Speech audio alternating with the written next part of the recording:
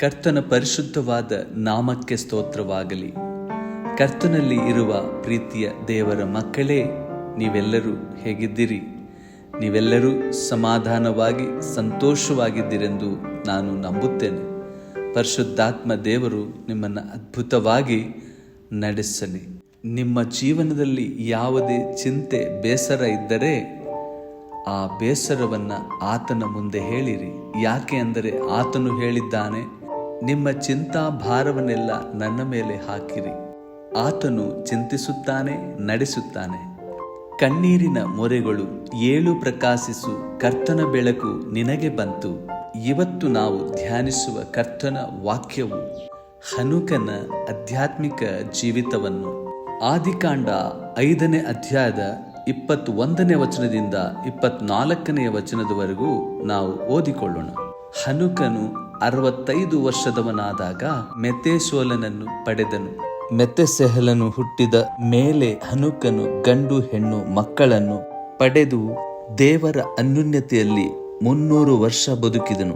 ಅವನು ಬದುಕಿದ ಕಾಲವೆಲ್ಲ 365 ವರ್ಷ. ಹನುಕನು ದೇವರೊಂದಿಗೆ ಅನ್ಯೋನ್ಯವಾಗಿ ನಡೆದುಕೊಳ್ಳುತ್ತಾ ಇರುವಾಗ ದೇವರು ಅವನನ್ನು ಕರೆದುಕೊಂಡಿದ್ದರಿಂದ ಕಾಣದೇ ಹೋದನು. ಹನುಕನ ಜೀವನವು ದೇವರೊಂದಿಗೆ ನಡೆಯುವ ಒಂದು ಜೀವನ ಹೇಗಿರಬೇಕು ಎಂಬುದಕ್ಕೆ ಜೀವಂತ ಒಂದು ಮಾದರಿ. ಪ್ರಿಯರೇ, ಆತನ ಜೊತೆಯಲ್ಲಿ ನಮ್ಮ ಸಾವಾಸ. ಮೊದಲನೇದಾಗಿ ಹನುಕನು ದೇವರ ಅನ್ಯೋನ್ಯತೆಯಲ್ಲಿ ನಡೆದುಕೊಂಡನು. ಇದು ಕೇವಲ ಒಂದು ಪ್ರಾರ್ಥನೆ ಮಾಡುವುದು ಎಂಬುದು ಅರ್ಥವಲ್ಲ. ನಡೆದುಕೊಂಡನು ಎಂದು ಇಲ್ಲಿ ನಾವು ನೋಡುತ್ತೇವೆ. ಪ್ರತಿದಿನವೂ ದೇವರ ಸನ್ನಿಧಿಯಲ್ಲಿ ಬದುಕುವನು ಆತನ ಮಹಿಮೆಯನ್ನು, ಆತನ ರುಚಿಯನ್ನು ನೋಡುತ್ತಾನೆ. ದೇವರ ಚಿತ್ತಕ್ಕೆ ವಿಧಿಯನಾದವನು, ದೇವರ ಧ್ವನಿಯನ್ನು ಕೇಳಿದವನು, ಲೋಕದ ಮಧ್ಯದಲ್ಲಿ ದೇವರನ್ನ ಹಿಡಿದುಕೊಂಡನು.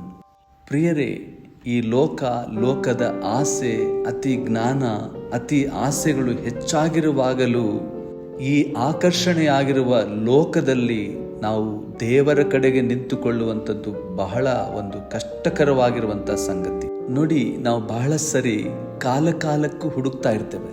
ಬೆಳಗ್ಗೆ, ಮಧ್ಯಾಹ್ನ, ಸಾಯಂಕಾಲ, ರಾತ್ರಿ ಎಂದು ಒಂದು ಕಾಲವನ್ನು ಮಾಡಿಕೊಂಡು ನಾವು ಹುಡುಕ್ತಾ ಇರ್ತೇವೆ. ಆದರೆ ಹನುಕನು ಕಾಲಕ್ಕೆ ದೇವರನ್ನ ಹುಡುಕಲಿಲ್ಲ. ಆತನ ಜೀವನವೇ ದೇವರ ಸಂಗಡ ನಡೆಯುವ ಒಂದು ಪ್ರಯಾಣವಾಗಿತ್ತು. ಹೇಗೆ ಇತ್ತಂತೆ ಆತನ ಪ್ರಯಾಣ? ಪ್ರತಿದಿನ, ಪ್ರತಿ ಸಮಯ, ಪ್ರತಿ ಕಾಲಗಳು ಆತನೊಟ್ಟಿಗೆ ಬದುಕುವ ಆಸೆ. ಪ್ರಿಯರೇ, ಒಬ್ಬ ಸ್ನೇಹಿತನ ಜೊತೆಯಲ್ಲಿ ನಾವು ಹೆಚ್ಚಾಗಿ ಸಮಯ ಕಳೆಯುವುದಾದರೆ ಆತನ ಸ್ವಭಾವಗಳು ನಮ್ಮ ಒಳಗಡೆ ಬರುತ್ತವೆ. ಹಾಗೆ ಹನುಕನು ದೇವರ ಜೊತೆಯಲ್ಲಿ ನಡೆದುಕೊಂಡಿದ್ದರಿಂದ ದೇವರ ಸ್ವಭಾವವು ಅವನ ಒಳಗಡೆ ಪ್ರವೇಶವಾದವು. ಎರಡನೆಯ ಸಂಗತಿ, ಹನುಕನ ಆತ್ಮಿಕ ಜೀವನದ ರಹಸ್ಯ. ಇದೊಂದು ದೇವರೊಂದಿಗೆ ಇರುವಂಥ ಒಂದು ನಿಕಟವಾಗಿರುವಂಥ ಒಂದು ಸಂಬಂಧ. ಹನುಕನು ದೇವರನ್ನು ಪ್ರತಿಕ್ಷಣ ಸ್ಮರಿಸಿದನು. ದೇವರ ಸನ್ನಿಧಿಯನ್ನು ಅರಿತು ಬದುಕಿದನು. ಪಾಪದಿಂದ ದೂರವಾಗಿರುವುದು ದೇವರ ಹೃದಯವನ್ನು ನೋಯಿಸದ ಜೀವನ ಹನುಕನ ಜೀವನ. ಹನುಕನ ಜೀವನದಲ್ಲಿ ಒಂದು ಧರ್ಮ ಕಾರ್ಯವನ್ನು ಮಾಡುವುದು ಮಾತ್ರ ಎಂದು ಆತನು ಅಂದುಕೊಳ್ಳಲಿಲ್ಲ. ಆತನು ದೇವರ ಬಗ್ಗೆ ಮಾತ್ರ ತಿಳಿದುಕೊಳ್ಳಲಿಲ್ಲ, ದೇವರನ್ನ ಅನುಭವಿಸಿದನು. ಒಬ್ಬನು ಕಷ್ಟಪಟ್ಟು ಒಂದು ಅಡಿಗೆಯನ್ನು ಸಿದ್ಧ ಮಾಡಿ ಆ ಅಡಿಗೆಯ ರುಚಿಯನ್ನ ಸವಿಯದೆ ಹೋದರೆ ಏನು ಪ್ರಯೋಜನ ಅಲ್ವೇ? ಹಾಗೆ ಹನುಕನು ದೇವರ ಪ್ರಸನ್ನತೆಯನ್ನು ಅನುಭವಿಸಿದನು. ಹನುಕನ ಜೀವನ ಒಂದು ಅನ್ಯೋನ್ಯತೆಯ ಬಹಳ ವಿಶೇಷವೆಂದು ತೋರಿಸುತ್ತೆ. ಹನುಕನ ಜೀವನದಲ್ಲಿ ಹೊರಗಿನ ದೊಡ್ಡ ಸಾಧನೆಯನ್ನು ಬೈಬಲ್ ಹೇಳುವುದಿಲ್ಲ. ಆತನು ರಾಜನೂ ಅಲ್ಲ, ಯೋಧನೂ ಅಲ್ಲ, ದೊಡ್ಡ ಕಟ್ಟಡಗಳನ್ನು ನಿರ್ಮಿಸಿದವನೂ ಅಲ್ಲ. ಒಂದು ವಿಶೇಷವಾದದ್ದು ಹೇಳುತ್ತದೆ, ದೇವರೊಂದಿಗೆ ನಡೆದನು. ಪ್ರಿಯ ಸಹೋದರ ಸಹೋದರಿಯರೇ, ದೇವರ ದೃಷ್ಟಿಯಲ್ಲಿ ಇದೇ ದೊಡ್ಡ ಸಾಧನೆ. ಇಂದು ಜನರು ಹೆಸರನ್ನ ಹುಡುಕುತ್ತಾರೆ, ಆದರೆ ಹನುಕನು ದೇವರ ಸನ್ನಿಧಿಯನ್ನು ಹುಡುಕಿದನು. ಮೂರನೇದಾಗಿ, ದೇವರು ಆತನನ್ನು ಕರೆದುಕೊಂಡನು. ಪ್ರೀತಿಯ ದೇವರ ಮಕ್ಕಳೇ, ಇದು ಸತ್ಯವೇದದಲ್ಲಿ ಅತ್ಯಂತ ಅದ್ಭುತವಾದ ಒಂದು ಘಟನೆ. ಹನುಕ ಸಾಯಲಿಲ್ಲ, ಸಮಾಧಿಗೆ ಹೋಗಲಿಲ್ಲ. ದೇವರು ನೇರವಾಗಿ ಆತನನ್ನ ಕರೆದುಕೊಂಡನು. ಯಾಕೆ ಅಂದರೆ ಆತನು ಭೂಮಿಗಿಂತ ದೇವರನ್ನು ಹೆಚ್ಚಾಗಿ ಪ್ರೀತಿಸಿದನು. ಆತನು ಲೋಕದಲ್ಲಿ ಬದುಕುತ್ತಿದ್ದರೂ ಅವನ ಹೃದಯವು ಸ್ವರ್ಗದೊಂದಿಗೆ ಜೋಡಿಸಲ್ಪಟ್ಟಿತು. ಪ್ರೀತಿಯ ದೇವರ ಮಕ್ಕಳೇ, ಹನುಕನ ಪ್ರೀತಿ ಒಂದು ರೀತಿಯಲ್ಲಿ ಬಹಳ ವಿಚಿತ್ರವಾದ ಪ್ರೀತಿ, ದೇವರನ್ನು ಹುಡುಕಿದ ಪ್ರೀತಿ.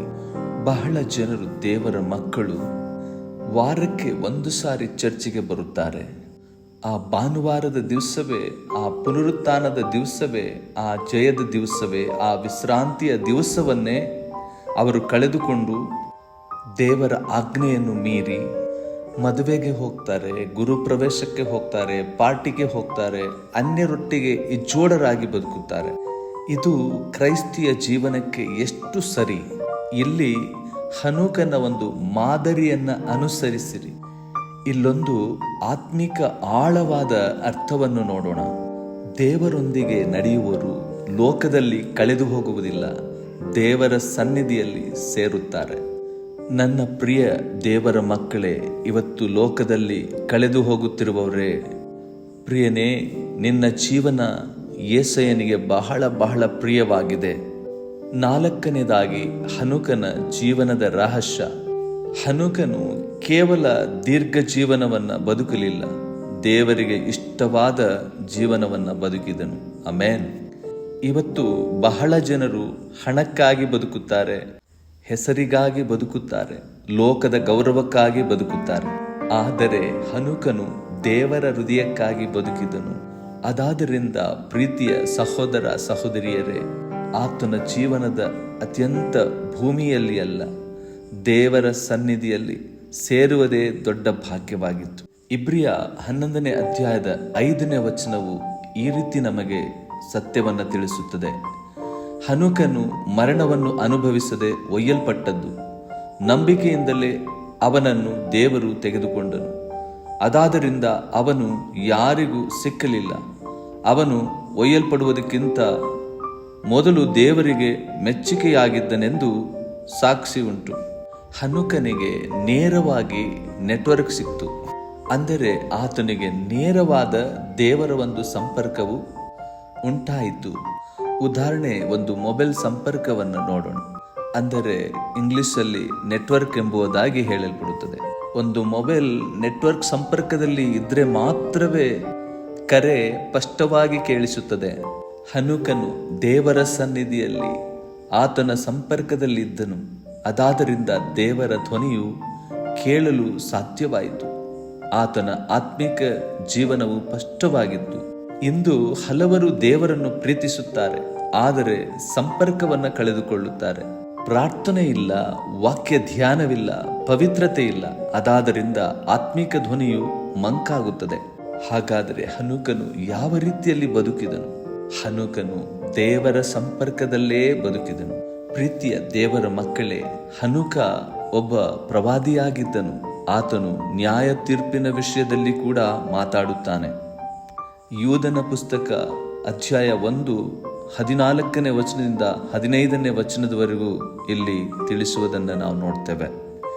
ಇಂಥವರ ವಿಷಯದಲ್ಲಿ ಆದಾಮನಿಗೆ 7ನೆಯ ತಲೆಯವನಾದ ಹನುಕನು, ಇಗೋ, ಕರ್ತನು ಲಕ್ಷಾಂತರ ಪರಿಶುದ್ಧ ದೂತರನ್ನು ಕೂಡಿಕೊಂಡು ಎಲ್ಲರಿಗೂ ನ್ಯಾಯ ತೀರಿಸುವುದಕ್ಕೂ, ಭಕ್ತಿಹೀನರೆಲ್ಲರೂ ಭಕ್ತಿ ಇಲ್ಲದ ಎಲ್ಲ ಕೃತ್ಯಗಳ ವಿಷಯವಾಗಿಯೂ ಮತ್ತು ಭಕ್ತಿ ಇಲ್ಲದ ಪಾಪಿಷ್ಠರು ತನ್ನ ಆಮೇಲೆ ಹೇಳಿದ ಎಲ್ಲ ಕಠಿಣವಾದ ಮಾತುಗಳ ವಿಷಯವಾಗಿ ಅವರನ್ನು ಖಂಡಿಸುವುದಕ್ಕೂ ಬಂದನೆಂಬುದಾಗಿ ಪ್ರವಾದಿಸಿದನು. ಹನುಕ ಕೇವಲ ಭಕ್ತನಲ್ಲ, ದೇವರ ಧ್ವನಿಯನ್ನು ಕೇಳಿದ ಪ್ರವಾದಿ. 5ನೇದಾಗಿ ದೇವರ ಮಕ್ಕಳಾದ ನಮಗೆ ತಿಳಿಸುವ ಸಂಗತಿ ಏನೆಂದರೆ, ಹನುಕನ ಜೀವನ ನಮಗೆ ಹೇಳುವುದು ದೇವರ ಜೊತೆ ನಡೆಯುವುದು ಸಾಧ್ಯ. ಪಾಪಪೂರ್ಣವಾದ ಲೋಕದಲ್ಲಿ ದೇವರೊಂದಿಗೆ ಅನ್ಯೋನ್ಯತೆಯಾಗಿ ಜೀವಿಸುವುದು ಸಾಧ್ಯ. ದೇವರೊಂದಿಗೆ ನಡೆಯುವುದು ನಿರಂತರವಾದದ್ದು. ಭಾನುವಾರ ಆರಾಧನೆಗೆ ಮಾತ್ರವಲ್ಲ, ಪ್ರತಿದಿನವೂ ಜೀವನ ದೇವರೊಂದಿಗೆ ನಡೆಯುವವರನ್ನ ದೇವರು ಬೇರ್ಪಡಿಸುತ್ತಾನೆ. ಲೋಕವು ಅವರನ್ನು ಅರ್ಥ ಮಾಡಿಕೊಳ್ಳದೆ ಇರಬಹುದು, ಆದರೆ ದೇವರು ಪ್ರತಿನಿತ್ಯವೂ ಗುರುತಿಸುವನಾಗಿದ್ದಾನೆ. ಒಂದು ಚಿಕ್ಕದಾಗಿ ಯೋಚನೆ ಮಾಡಿ ನೋಡಿರಿ, ಪ್ರತಿದಿನವೂ ಹನುಕನು ದೇವರೊಂದಿಗೆ ಹೇಗೆ ನಡೆದಿರಬಹುದು? ಹನುಕನು ಪ್ರತಿದಿನವೂ ಬೇಸರಗೊಳ್ಳದೆ ದೇವರೊಟ್ಟಿಗೆ ಆತನು ನಡೆದನು. ಹನುಕ ದೇವರ ಹತ್ತಿರ ಬದುಕಲು ಇಷ್ಟಪಟ್ಟನು. ನೀರಿನ ಹತ್ತಿರ ಗಿಡವಿರುವುದಾದರೆ ಸದಾಕಾಲಕ್ಕೂ ಅದು ಹಸಿರಾಗಿರುತ್ತದೆ. ಒಣ ಭೂಮಿಯಲ್ಲಿರುವ ಗಿಡ ಬೇಗನೆ ಒಣಗಿ ಹೋಗುತ್ತದೆ. ಹನುಕ ದೇವರ ಸನ್ನಿಧಿಯಲ್ಲಿ ಜೀವಜಲದ ಹತ್ತಿರ ಬದುಕಿದನು. ಅದಾದರಿಂದ ಪಾಪದ ಯುಗದಲ್ಲಿಯೂ ಆತ್ಮೀಕ ಜೀವನದಲ್ಲಿಯೂ ಒಣಗಿ ಹೋಗಲಿಲ್ಲ.